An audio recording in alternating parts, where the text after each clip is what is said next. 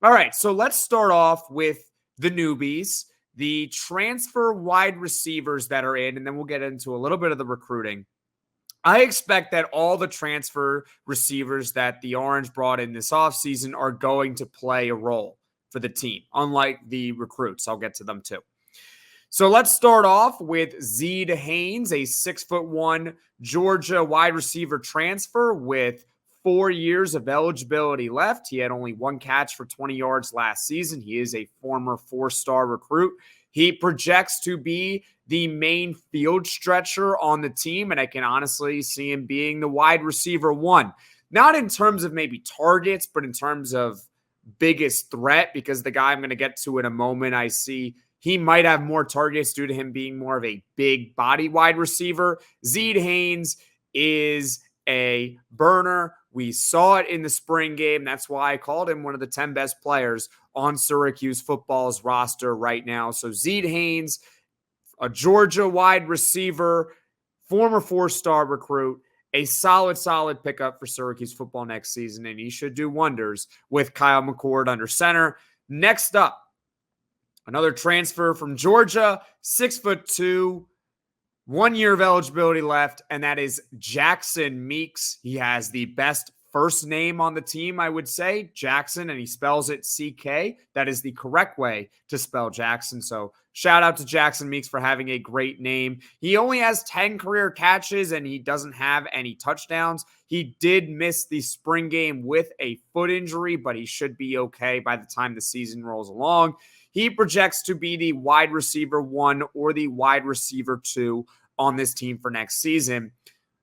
Him and Haynes, I think, perfectly complement each other, because when it comes to Jackson Meeks, you're thinking of him maybe more of an underneath to intermediate threat, someone who can be a good route runner for your team, reliable, good hands. Whereas with Zeed Haynes, not to say that he has bad hands or anything, or that he can't run routes, but you're expecting him to take the top off the defense. So Jackson Meeks is someone who can certainly work underneath for this team for next season. Like I said, wide receiver 1 or the wide receiver 2. I left him off of the 10 best players in Syracuse football right now, mainly because he didn't show too much while at Georgia, whereas with Zeed Haynes, he was a true freshman last season, so you can't really get a good gauge of him right away.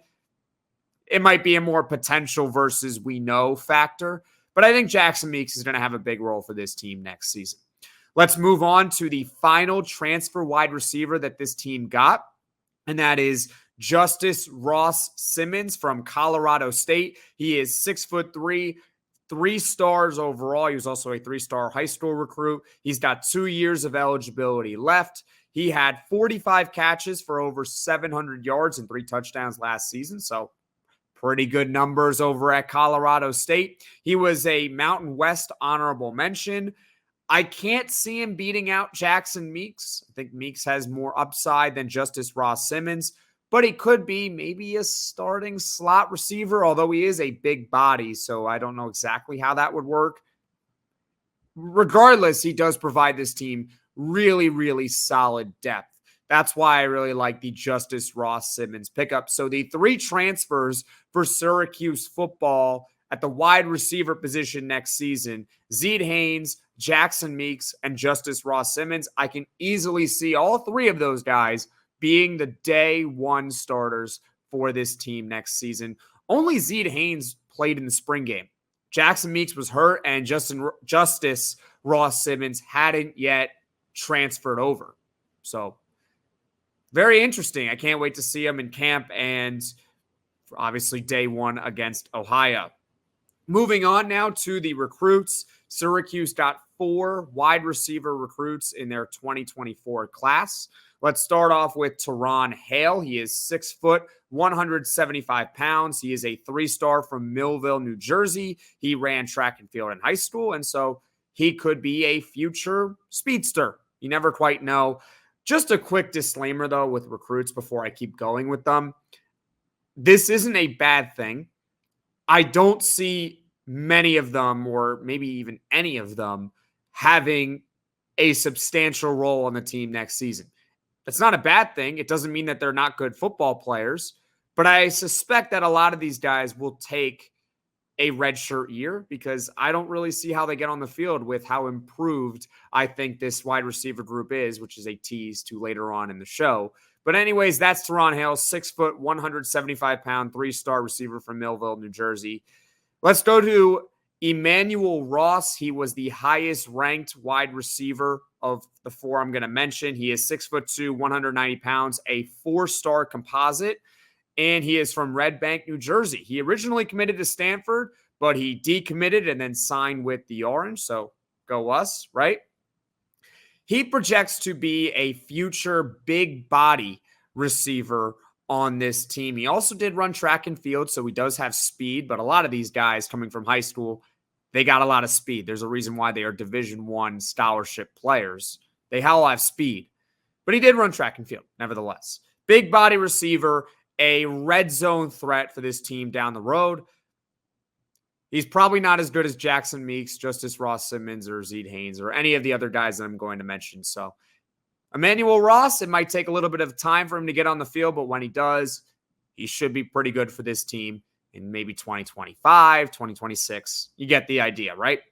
Next up, we got Jaylan Hornsby, a 6'2", 195 pound, 3-star from Atco, New Jersey. Another decommit. He was originally at Texas A&M before committing to Syracuse. So another guy, 6'2", close to 200 pounds, could be a big body receiver for this team down the road.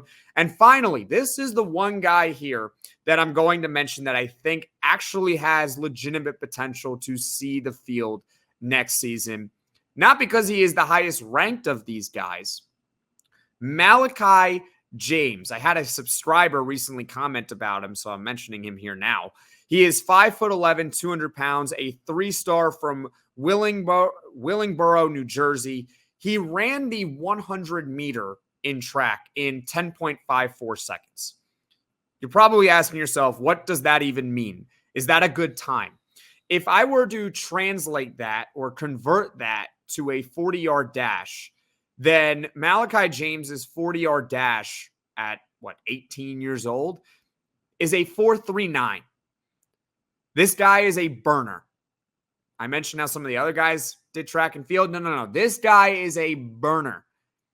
Legitimate track speed here. 4.39 coming out of high school is highly, highly impressive. 4.39 is really good if you're going to the NFL.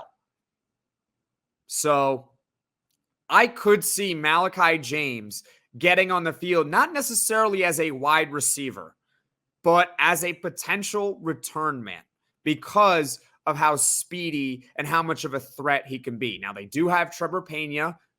It's a little bit of a tease to next segment. They do have Trevor Pena coming back, but if anything, knock on wood, were to happen to Trevor Pena, then Malachi James, I think, could be perfectly suited to be a return man for this team next season. So the 4 recruits for Syracuse football at the wide receiver position for next season, Teron Haile, Emanuel Ross, Jaylan Hornsby, and Malachi James. Only Malachi James I can really see getting on the field for next season, but not even as a wide receiver, as a return man, as I just said. So that is it for the transfers and recruits for the Syracuse football 2024 wide receivers. Now coming up, we're going to talk about who is back at the wide receiver position for this team next season.